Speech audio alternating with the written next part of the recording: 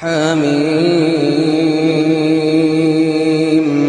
تنزيل الكتاب من الله العزيز العليم غافر الذنب وقابل التوب شديد العقاب ذي الطول لا إله إلا هو إليه المصير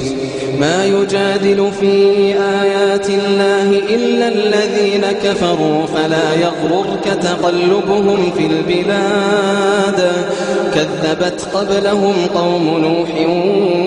والأحزاب من بعدهم وهمت كل أمة برسولهم ليأخذوه وجادلوا بالباطل ليدحضوا به الحق فأخذتهم فكيف كان عقاب وكذلك حقت كلمة ربك على الذين كفروا أنهم أصحاب النار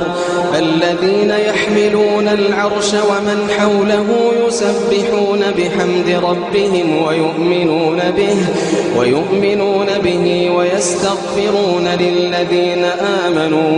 ويستغفرون للذين آمنوا ربنا وسعت كل شيء رحمة وعلما فاغفر للذين تابوا واتبعوا سبيلك وقهم عذاب الجحيم ربنا وأدخلهم جنات عدن التي وعدتهم ومن صلح من آبائهم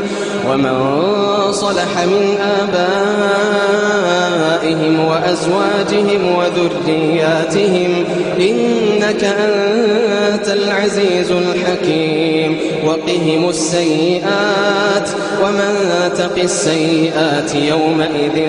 فقد رحمته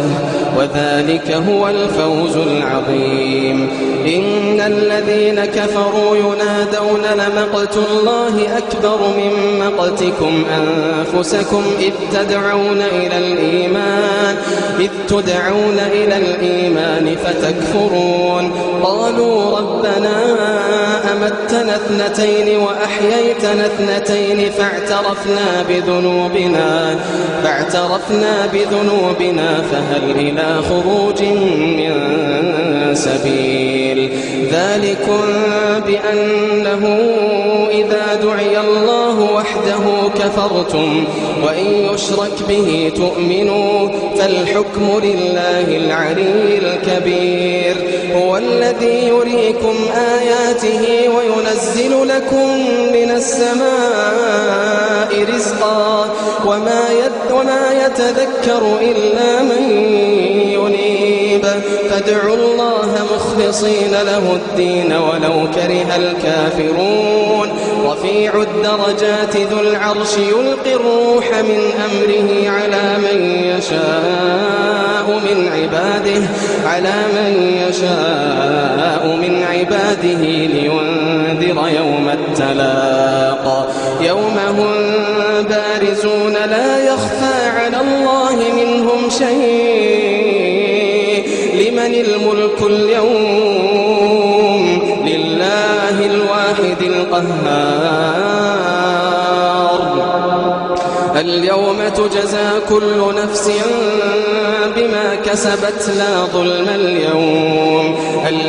تجزى كل نفس بما كسبت لا ظلم اليوم إن الله سريع الحساب وأنذرهم يوم الآزفة إذ القلوب لدى الحناجر كاظمين ما للظالمين من حميم ولا شفيع يطاع يعلم خائنة الأعين وما تخفي الصدور والله يقضي بالحق والذين يدعون من دونه لا يقضون بشيء إن الله هو السميع البصير أولم يسيروا في الأرض فينظروا كيف كان عاقبة الذين من قبلهم أولم يسيروا في الأرض فينظروا كيف كان عاقبة الذين كانوا من قبلهم كانوا هم أشد منهم قوة وآثارا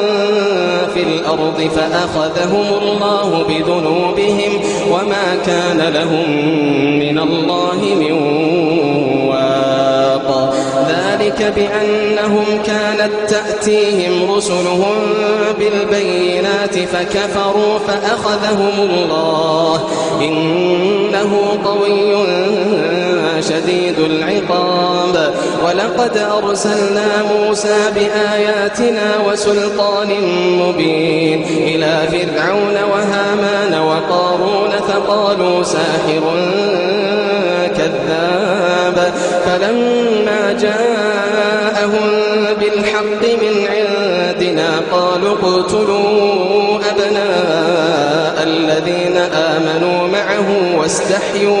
واستحيوا نساءهم وما كيد الكافرين إلا في ضلال وقال فرعون ذروني أقتل موسى وليدع ربه إني أخاف أن يبدل دينكم أو أن يظهر في الأرض الفساد وقال موسى إني عذت بربي وربكم من كل متكبر لا يؤمن بيوم الحساب وقال رجل مؤمن من آل فرعون يكتم إيمانه أتقتلون رجلا أن يقول ربي الله وقد جاءكم بالبينات من ربكم وإن يك كاذبا فعليه كذبه وإن يك صادقا يصبكم بعض الذي يعدكم إن الله لا يهدي من هو مسرف كذاب يا قوم لكم الملك اليوم ظاهرين في الأرض فمن ينصرنا من بأس الله إن جاءنا قال فرعون ما أريكم إلا ما أرى وما أهديكم إلا سبيل الرشاد وقال الذي آمن يا قوم إني أخاف عليكم مثل يوم الأحزاب مثل دأب قوم نوح وعاد وثمود والذين من بعدهم وما الله يريد ظلما للعباد ويا قوم إني أخاف عليكم يوم التناد يوم تولون مدبرين ما لكم من الله من عاصم ومن يضلل الله فما له من هاد ولقد جاءكم يوسف من قبل بالبينات فما زلتم في شك مما جاءكم به حتى إذا هلك قلتم لن يبعث الله من بعده رسولا كذلك يضل الله من هو مسرف مرتاب الذين يجادلون في آيات الله بغير سلطان أتاهم إن في صدورهم إلا كبر ما هم ببالغيه كبر مقتا عند الله وعند الذين آمنوا كذلك يطبع الله على كل قلب متكبر جبار وقال فرعون يا هامان ابن لي صرحا لعلي أبلغ الأسباب أسباب السماوات فأطلع إلى إله موسى وإني لأظنه كاذبا وكذلك زين لفرعون سوء عمله وصد عن السبيل وما كيد فرعون إلا في تباب وقال الذي آمن يا قوم اتبعون أهدكم سبيل الرشاد يا قوم إنما هذه الحياة الدنيا متاع وإن الآخرة هي دار القرار من عمل سيئة فلا يجزى إلا مثلها ومن عمل صالحا من ذكر أو أنثى وهو مؤمن فأولئك يدخلون الجنة يرزقون فيها بغير حساب.